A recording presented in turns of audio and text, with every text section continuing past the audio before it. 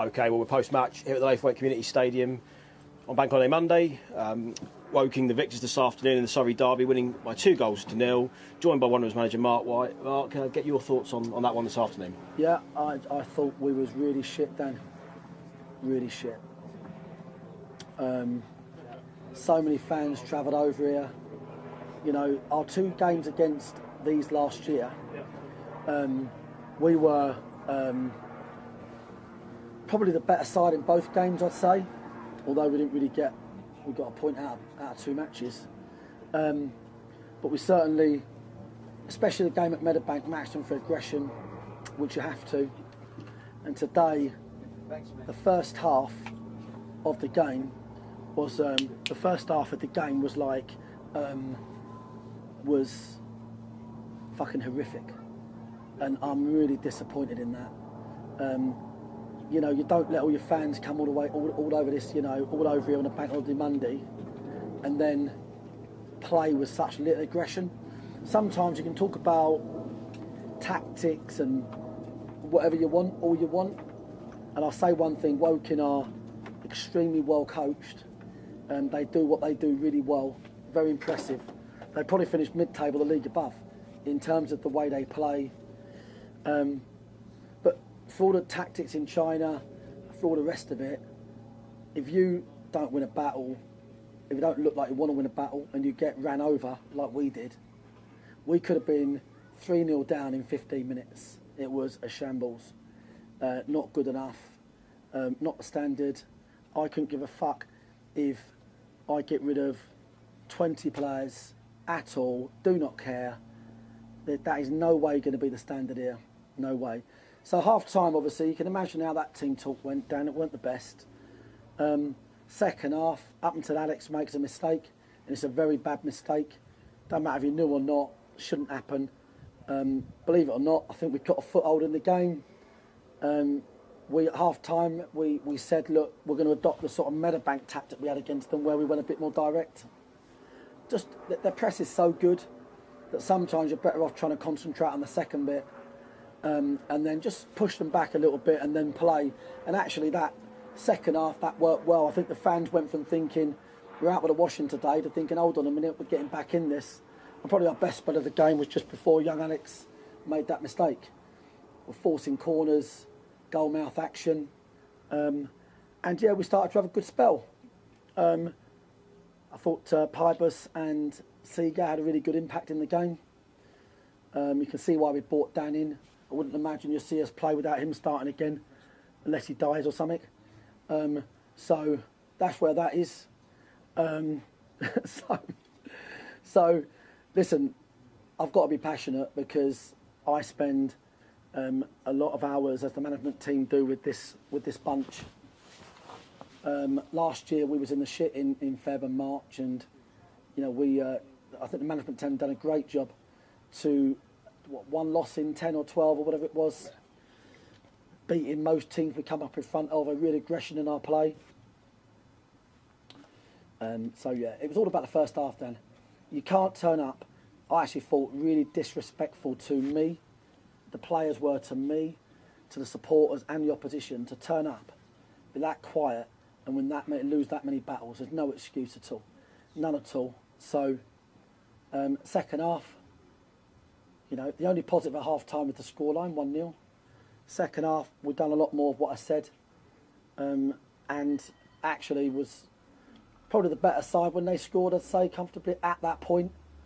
It's token gesture, mate. Could have been 4-0 down.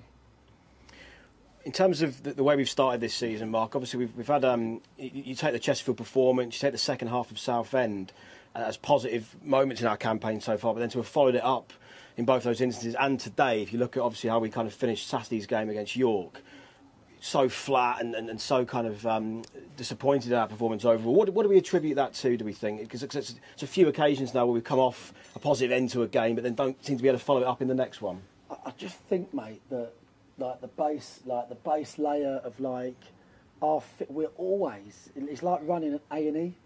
Like yesterday was like, right, can you play? Do you think? Yeah, I think I'll be all right. Can you play? No, I can't. We better rest him.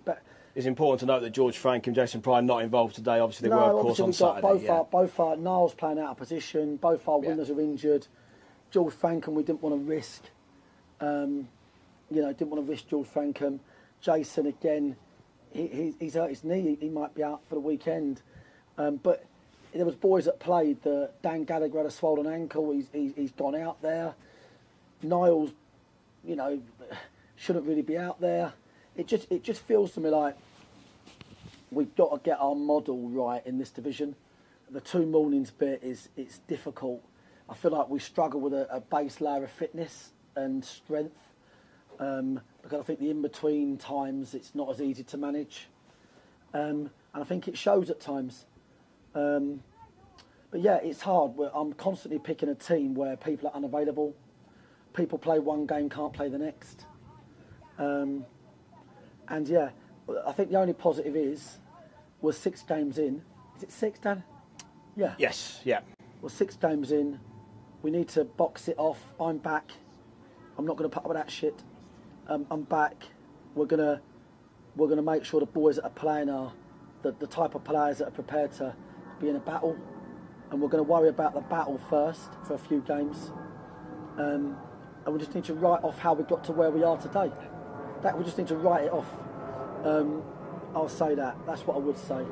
I need to think of something to give all the fans that came here today. I don't know what, because I'd be really pissed off if I was them today. Just the first half serving up, mate. You don't do that as a footballer, as a man. You give more than that. Do you know what I mean? So I need to think of something I can give them. I don't know what it is. How many was here? 500. Yeah, well, nearly 450. Yeah, so we're pretty much nigh on what we had last year. Maybe Kingfield, 450 hot dogs or something. I don't know, because that was like literally the first half, mate, was so bad. Listen, what I'd say is, Darren's team are a great team. They're well coached. I think the fans here get right behind their team as well. So fair play to them. Fair play to them. And I appreciate our fans coming over here. Massive thank you to our supporters for coming over this afternoon in the numbers they did. We look ahead to our return to Meadowbank now next Saturday. Mark, just give us an overview of what the week looks like between now and then, and in terms of players coming back into the frame maybe for next weekend, how are we looking on that side? I think I'd expect to get George back. I'm not so sure with Jason. We've obviously got Alex coming now, Dan Pipers. Matt Everett was actually ill today.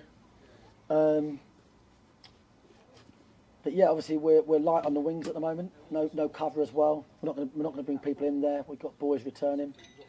I just think, mate, for me, it doesn't matter who you play. There's a lot of teams in this league that win every week, and they've got players that just put a shift in, get the instructions right, mate. And if the teams don't put a shift in, then you may as well not bother turning up, mate. And today, the first half, we could have been 3-4-0 down. I thought it was appalling. Apologies for any language, if anyone's pissed off with that, but that's how I feel about it. That's how it is. Fans, please get into Meadowbank, pack it out. We need to already start giving us everything we've got pretty early on here. Pretty early on, get a couple of wins under our belt. Disappointing day today, undoubtedly, but we go again on Saturday at home to Eastleigh. Mark, thank you for your time, and we'll catch up later in the week. Thanks, mate.